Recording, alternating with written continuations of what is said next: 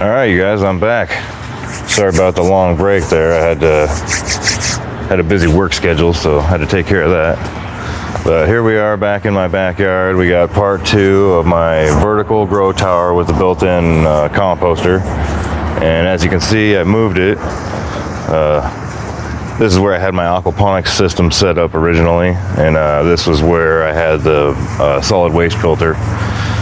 So I figured I would put it over here. It's going to get more shade. Where I had it originally over there, it would have been in the direct sun, especially in the summertime, and it would have definitely cooked. So I've got it halfway full of compost right now, and here's the lid for it to cover up the inner compost area. And then I'll bring you over here and you can get a closer look.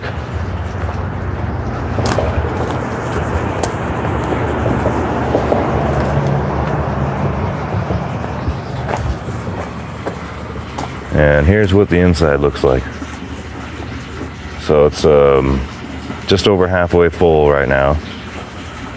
It's got a little bit of soil on top there.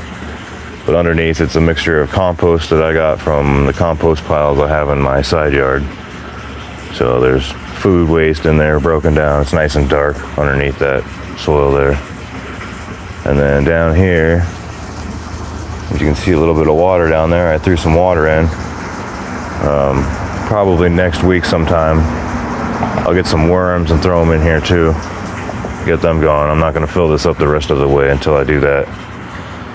And then, as you can see, the cocoa core is wet. I put some water around the edge here to start soaking it down, because in the next week I'm going to start planting this out.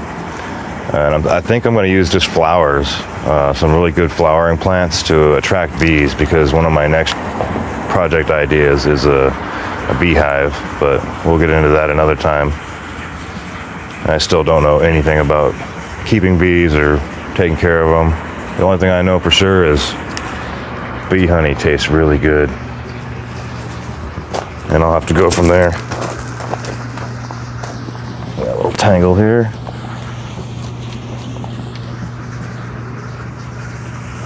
Alright, so anyways, let me get the wheelbarrow out of the way so you can see it better.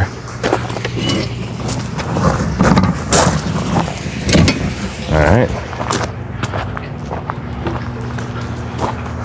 There we go.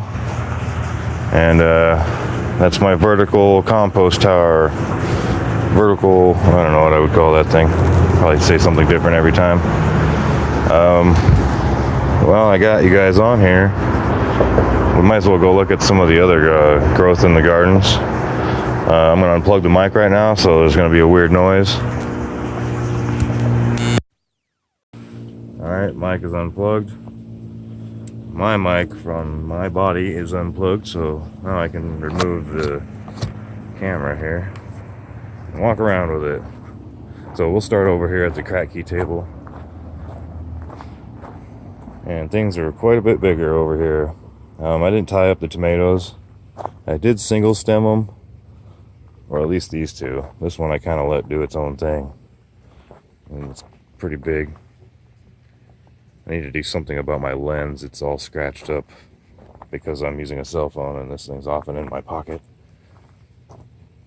But you can see the cucumber pretty much demolished by aphids. I did add aphids and lacewings over here, but it was sort of like too little too late. You know, there were already far too many for the predators to consume right away. So they did some pretty good damage to a couple of plants, but that's okay. And we got this monster radish. So it's starting to wood out, you can tell here. We'll focus. Alright, I guess we won't get any focus. And the cantaloupe's pretty much dead too. And it's a bummer because there's a lot of fruit on here. But oh well, stuff happens. Mother Nature wins on this side. And over here we got this monster radish.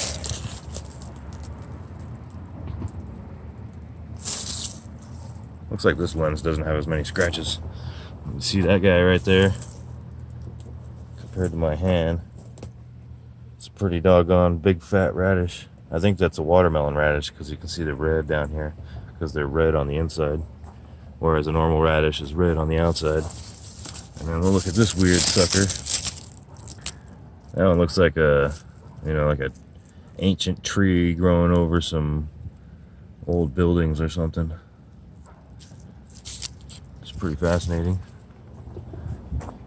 And over here there's another one hiding underneath this sad looking leaves. That one's also weird. I'll probably pull that one out and make some stew with it. We'll go check out the hydroponic Dutch buckets. So we got avocado, Carolina Reaper, yellow Scotch bonnet, and then 4 no-name tomatoes because I didn't label them, or the labels blew away. I don't remember. Somewhere along the line I made a mistake. But if we come in here real close, we can see there is tomatoes. So we got tomatoes. So that's good. Good sign. Don't quite have any in here yet. Do have a lot of flowers. Loads of flowers. There might be a tomato inside this one. No tomatoes yet over here, but we do have a lot of flowers. Tons of flowers here. Here I had a sucker that I yanked off of one of them and threw down there, and it just grew just fine. We got this guy over here, the Big Zack. Looks like the wind knocked him over. And this guy here, he needs tie line. And yes, I did single stem these guys. Looks like I missed one here, but that's alright.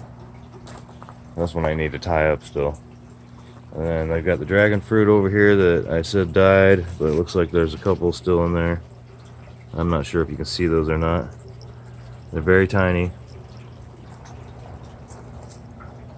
And then we'll go to the aquaponics. We're at 7 minutes and 30 seconds. So we've got about 4 more minutes before this thing shuts down without asking me and starts recording another video. So here we got the basil going crazy. Got bees in there still doing their thing. Still have flowers. And over here we've got Brussels sprouts. These 3. There is a ravaged purple cabbage. That kind of rhymes. There's 2 more that have not been ravaged. And over here we've got some Swiss chard. Really colorful.